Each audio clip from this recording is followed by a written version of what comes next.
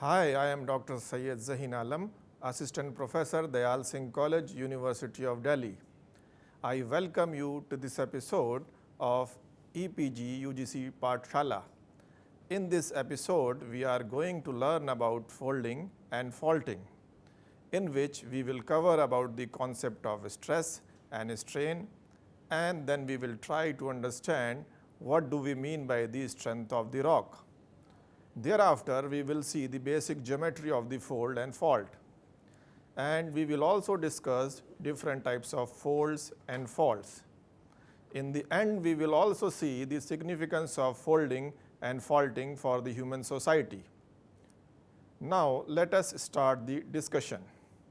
In the past, geologists used to think about fold mountains were formed due to shrinking of the earth. It means that when molten crust solidified, it created wrinkles in the form of fold mountains. Now we know that this is not the actual reason for the formation of fold mountains. If we believe that this was a reality, then they would have been arranged evenly over the surface of the earth.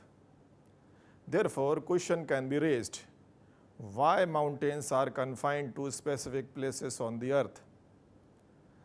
If you observe closely the upper part of the crust, you will certainly notice that it is characterized by complicated structures.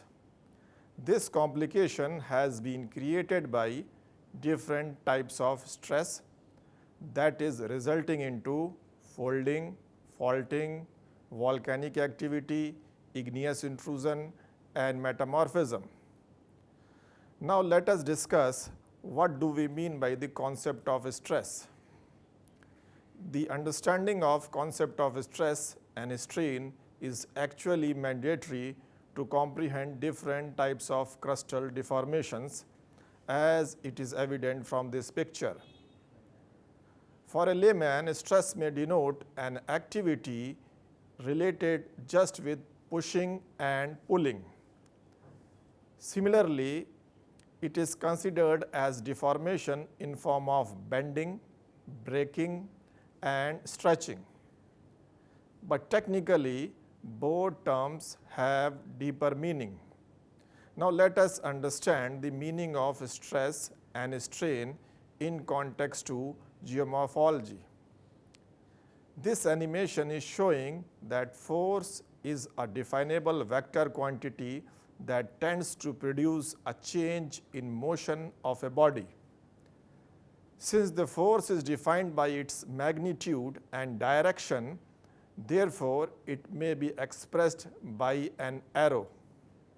In structural geology, a force applied to material that tends to change the material's dimension is called stress. The present figure is showing that stress is expressed by the symbol sigma, which is defined as the force per unit area. Therefore, we can consider stress as the intensity of force or a measure of how intense a force is.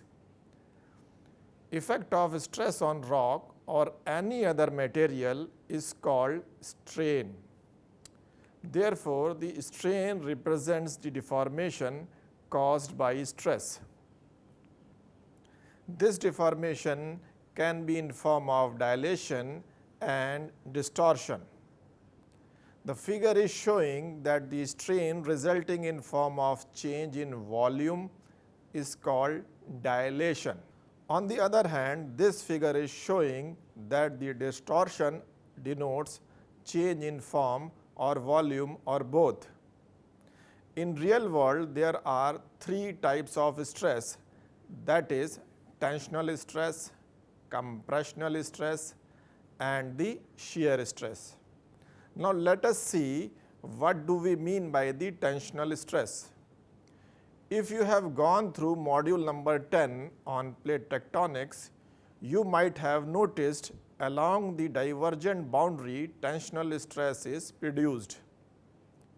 It can be shown by the present animation.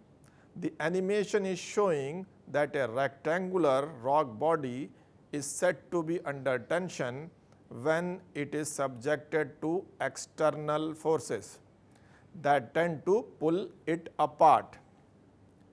It is actually a stretching stress, which has a potential to increase the volume of the material. On the other hand, along the convergent plate boundaries, compressional stress is generated. The animation is showing that rectangular rock body is said to be under compression when it is subjected to external forces that tend to compress it. Therefore, it is clear from the picture that compression tends to decrease the volume or material, but under certain conditions or up to a certain limit. The last one in this category is the shear stress. In case of transform plate boundaries, shear stress is produced. The animation is showing that shear stress changes the shape of the rock material. Now, let us see what do we mean by the strength of the rock. It is also important to note that rupturing or deformation of rock also depends on the strength of the rock. The present animation is showing that under intense compressional stress, rock may deform and vice versa. The laboratory test and the present picture reveals that rock responds to compression strength, shear strength and tension strength. Accordingly, we classify the rock material as brittle and ductile. For detail, kindly refer the module on rocks. In this regard, it is important to note that at surface under intense tensional or compressional stress, rocks may break under less pressure conditions. On the other hand, this figure is showing at depths under pressure and increasing temperature, rocks may take time to break. Therefore, in real world, pressure and temperature are important component of strength of the rocks. With this background, let us understand the fold and its basic geometry. That is the third objective of our present module. From this diagram, it is evident that folds are a manifestation of compressional stress, which shows undulated rock deformations. A fold can be considered as a structural feature that is formed when planar surfaces are bent and rocks are deformed. The term deformation refers to change in shape and position resulting from the application of differential stress. In fold, rocks are deformed by compressional stress, which forms wavy undulation on the surface of the earth. In style and intensity, they differ from place to place and from rock to rock. For example, their size may range from minute wrinkles to huge fold mountains like Himalayas. The type of folding depends mainly on two things, that is strength of the rock and magnitude and direction of the stress. Generally, folds are recognized by rock outcrop patterns, direct field observations, photogeological method and by structural studies. This picture shows that satellite imageries are also gaining importance to identify the fold patterns across the surface of the earth. For example, this satellite imagery is showing the beautiful pattern of folds along the Finke River in Australia. Now, let us look at the basic fold geometry. The basic fold geometry includes hinge, limb, hinge line, axial plane, interlimb angle, wavelength of the fold, crust and trough. From the image, it is clear that hinge represents the zone of maximum curvature of the surface. The figure also shows that the hinge separates the two limbs. The limb is the area between two hinges.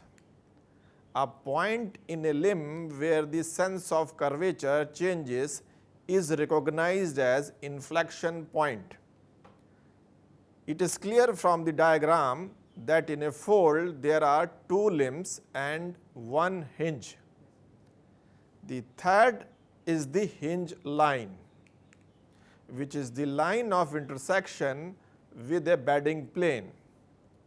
It denotes the line of greatest curvature in the fold. It is also important to note from this animated picture that hinge line may be straight, which is designated as straight line hinge or cylindrical fold. The adjacent figure also exhibits that hinge line may be curved. In this case, it is designated as curved line hinge, which is recognized as non-cylindrical fold. Fourth in this category is the axial plane. The picture shows that the plane which bisects the angle between two limbs is called axial plane. The yellow color in this diagram is showing the axial plane. It should be noted from the picture that axial surface does not necessarily divide the fold into two equal halves. Now the fifth geometrical concept associated with the fold is interlimb angle.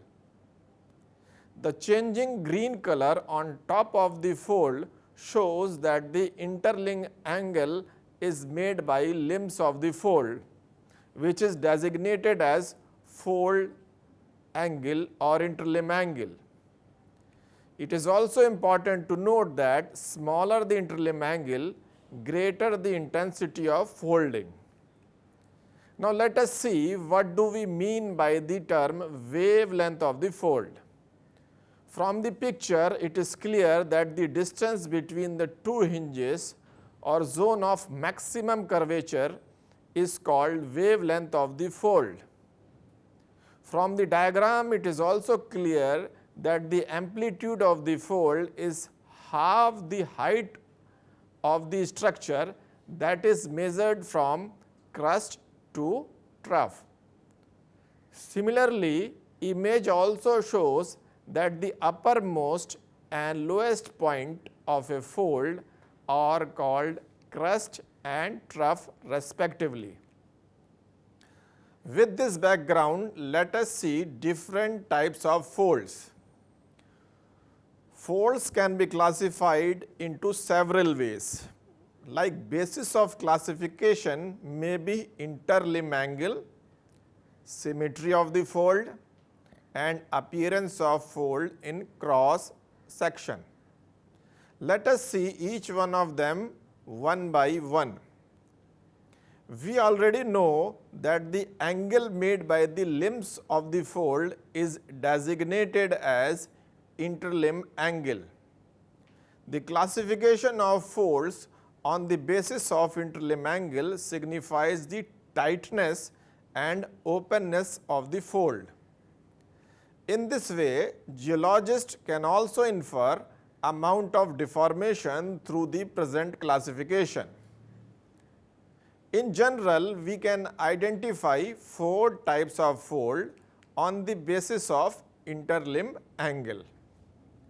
In this category, the number one is the gentle fold, where the interlimb angle remains between 120 degree to 180 degree. In case of open fold, the interlimb angle ranges between 60 degree to 120 degree.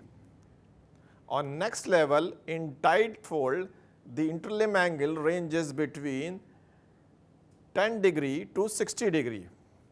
Last in this category is the isoclinal fold. It denotes the spatial fold where the interlimb angle is nearly 0 degree. Now, on the basis of symmetry of the fold, different types of folds can be classified into 5 categories. That is symmetrical fold, asymmetrical fold, recumbent fold, isoclinal fold and the overturned fold. Let us see each one in detail. The diagram shows that when the axial plane bisects the fold at a right angle or perfectly vertical, then it is regarded as symmetrical fold. This diagram shows that inclination or presence of dip in a fold makes the fold asymmetrical. The third fold in this category is a bit complicated, that is the recumbent fold. The diagram shows that when we find axial plane of the fold in a horizontal position, we classify that type of fold as recumbent fold. It is actually an overturned fold. They are well exposed in the Alps region of the Europe. The figure shows that due to immense pressure of the overlying rock, the strata in the inverted limb region becomes much thinner than the beds in the normal limb, which is thicker than the inverted limb. The sub-feature of this fold includes arc bend, shell, core and digitations. The figure shows that the curved part of the recumbent fold between the normal and inverted limb is known as arc bend. The present picture shows that outer part of the fold is called shell and the inner part is recognized as core of the recumbent fold. It is noteworthy that generally core is composed of crystalline rocks surrounded by the shell of the sedimentary rocks. The present picture shows that the finger-like subsidiary fold attached to the recumbent fold is called digitation. Now let us move to isoclinal fold. We already know that isoclinal fold denotes a fold where the interlimb angle is nearly 0 degree. Isoclinal is equally inclined, which is a Greek word. The figure shows that in this fold, two limbs dip at equal angles and that is in the same direction. It should be noted that many recumbent folds are also considered as isoclinal. The last fold in the present classification is the overturned fold. In this fold, the axial plane is inclined and limb of the fold dip in the same direction but at different angle. On the basis of appearance, in cross section, the folds can be classified into anticline, syncline, anticlinorium, synclinorium and geosyncline.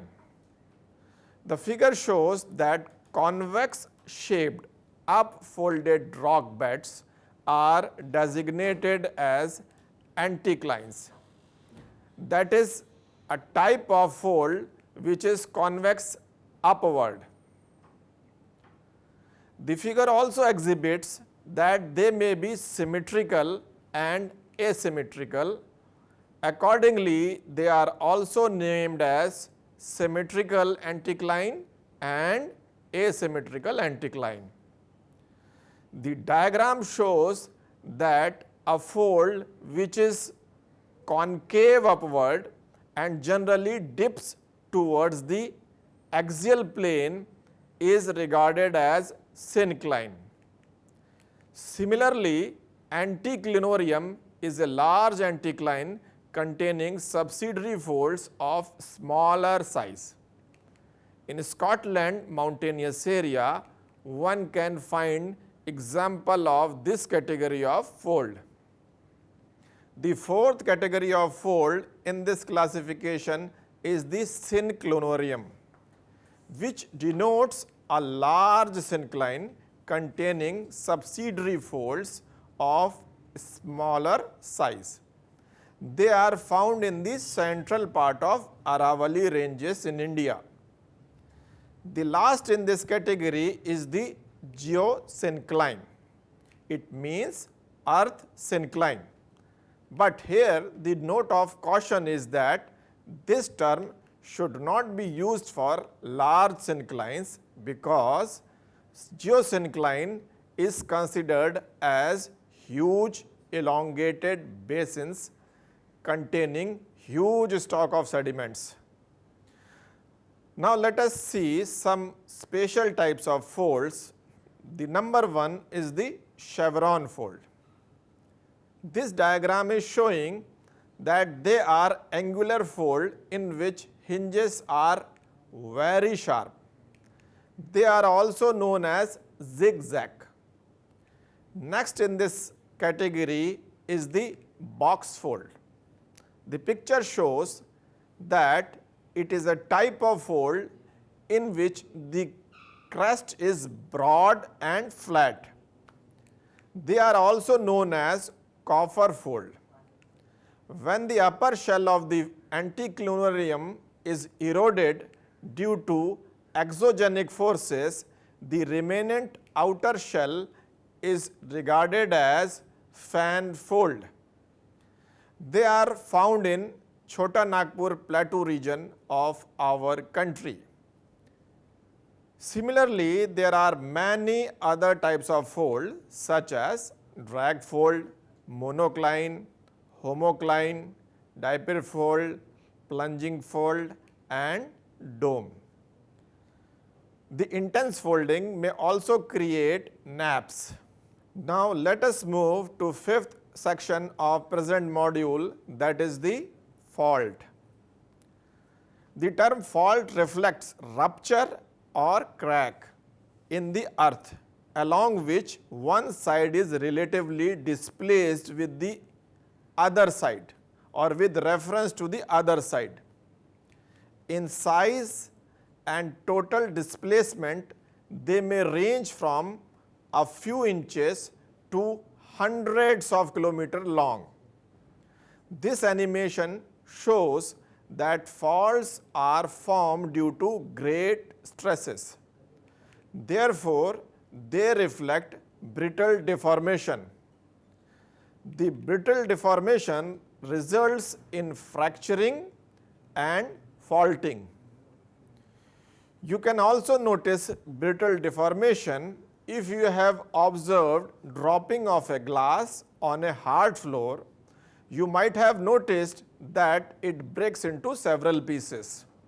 Similarly, cracks in the building formed due to earthquakes, gravitational effect and subsidence also denotes brittle deformation.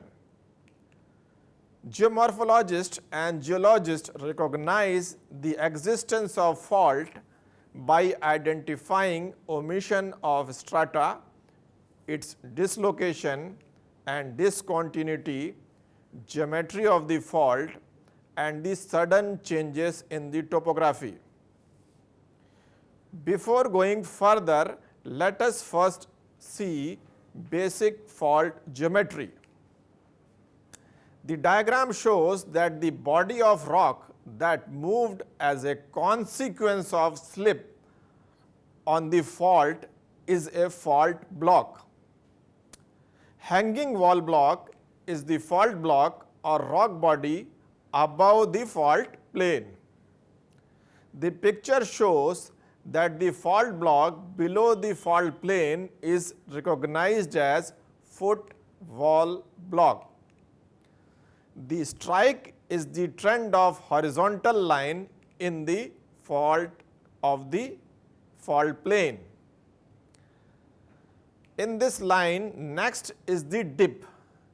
Generally, we recognize fault as steep or vertical to tell about image of the fault, which in turn reflects the dip of the fault. The picture shows that the dip represents the angle between a horizontal surface and the fault plane. It makes right angle to the strike of the fault. The present picture shows that head is the complement angle of the dip. The vertical displacement in the fault is recognized as throw, which denotes vertical component of the dip separation. This diagram shows the apparent horizontal displacement of fault block, which is known as heave. It denotes horizontal component of the dip separation. With this background, now let us understand the different types of faults. Faults are generally classified on the basis of apparent movement. Accordingly, they are grouped into three categories, that is normal fault, thrust or reverse fault, and strike slip fault. Let us first discuss normal fault. The normal fault is also known as gravity fault, tensional fault, or extensional fault. They occur when vertical stress is greater than the horizontal stress. This animation shows that in normal fault, main displacement is vertical. In this case, the down thrown block is the hanging wall block. This hanging wall block is influenced by the gravity. That is why normal fault is also recognized as gravity or tensional fault. On a global level, normal fault system leads to lengthening of the Earth's crust. This process occurs along the rift valleys and either side of the mid-oceanic ridges. Normal faults are also visible along the edge of the mountain ranges in California. The cliff formed by the faulting is commonly called as fault scarp or escarpment. The process of normal faulting can also give rise to several features such as horst, graben, half graben, fault scarp, block mountain, rift valley, and the step faults. Let us discuss each one of them separately.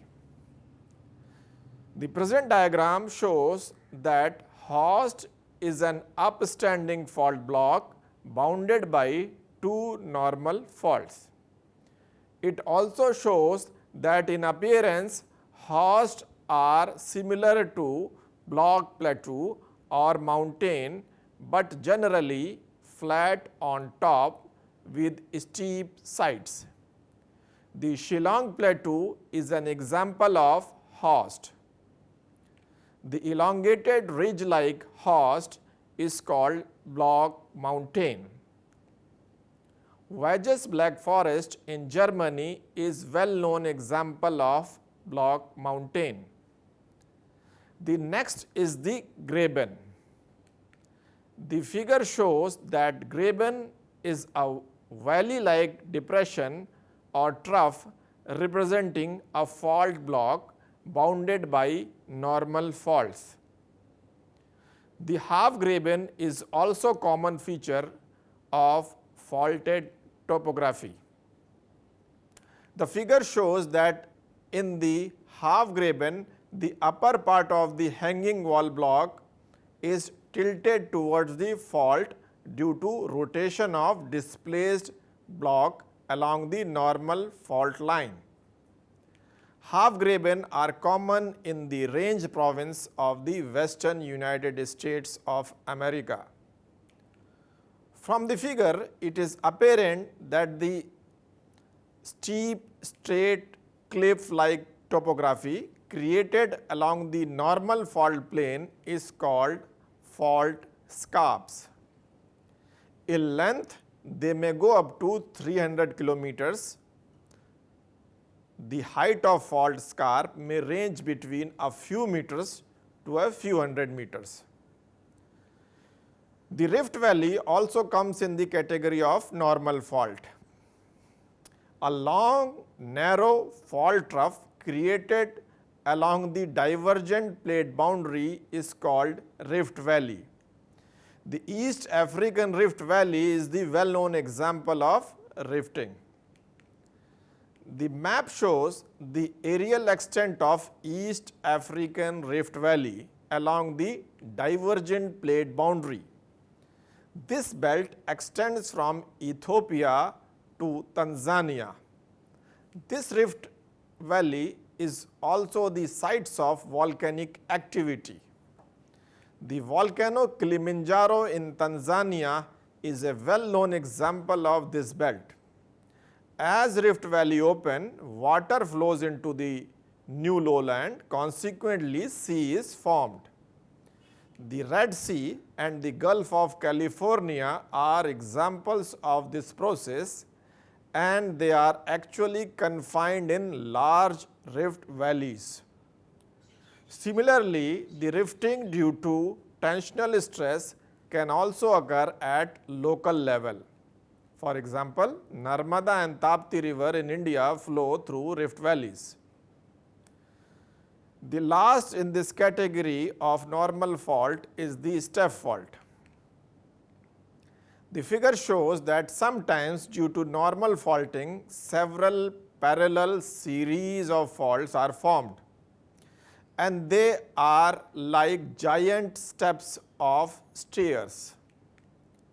They are known as step faults, and they are common in Rift Valley regions. Now let us discuss second category of fault, that is the thrust or reverse fault.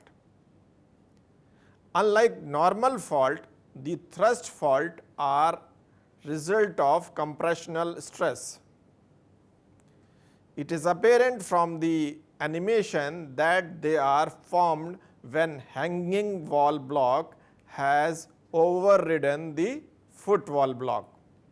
That is why they are also known as contractional faults. It should be noted that in the thrust fault, maximum stress is horizontal and minimum is vertical, which leads to shortening of the Earth's crust. There is a minor difference between thrust and reverse fault. In former, the dip angle is less than 45 degree, and in later it is more than 45 degree. The subduction zones along the convergent plate boundaries are characterized by thrust fault. In such tectonic settings, thrusting occurs in combination with formation of folds. They are common in the Alps and Himalayas. For detail, kindly refer module number 10 on plate tectonics. One of the confusing feature in the category of thrust fault is the ramp valley. The ramp valley is a valley-like depression formed by compressional stress. The figure shows that in this category of thrust fault, the two hanging blocks have moved upward side and one footwall block appears to remain stationary. The Brahmaputra river valley between Himalaya and Shillong Plateau can be considered as an example of ramp valley. Now let us understand the third type of fault, that is the strike-slip fault. In this category of fault, the relative displacement of fault block remains parallel to the strike of the fault. They are formed when rocks are torn by lateral shearing stress. On the basis of standing position of the observer, strike-slip fault are further divided into two categories.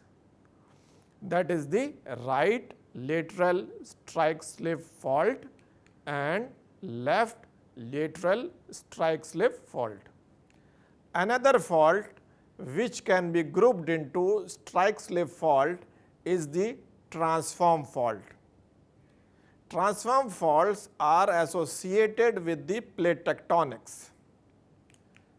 Transform faults represents plate boundary at which lithosphere is neither created nor destroyed. Therefore, they are devoid of stunning landform features. The map shows that San Andreas Fault in California is best known example of this category of fault. One can also identify the trace of the transform fault through offset roads and fences. It is also noteworthy that any sudden displacement of rocks along the transform fault boundary may cause immense loss of life and property. For detail, kindly refer module number 12 on earthquakes and module number 10 on plate tectonics.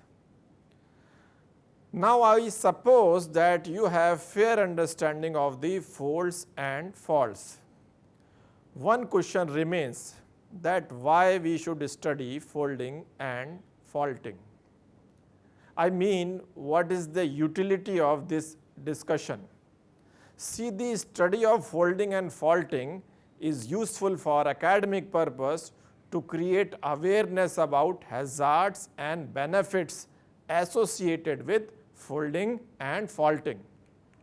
The topic is equally useful for exploration geologists to explore natural gas and oil in anticlinal areas, similarly to discover occurrence of minerals along the fault line. In the same way, construction of mega structures such as dams, skyscrapers, nuclear power plants and town planning requires deeper understanding of the fold and faults. So, that is all for today. Hope you have enjoyed the episode and found it useful. Thanks for visiting and watching. Goodbye.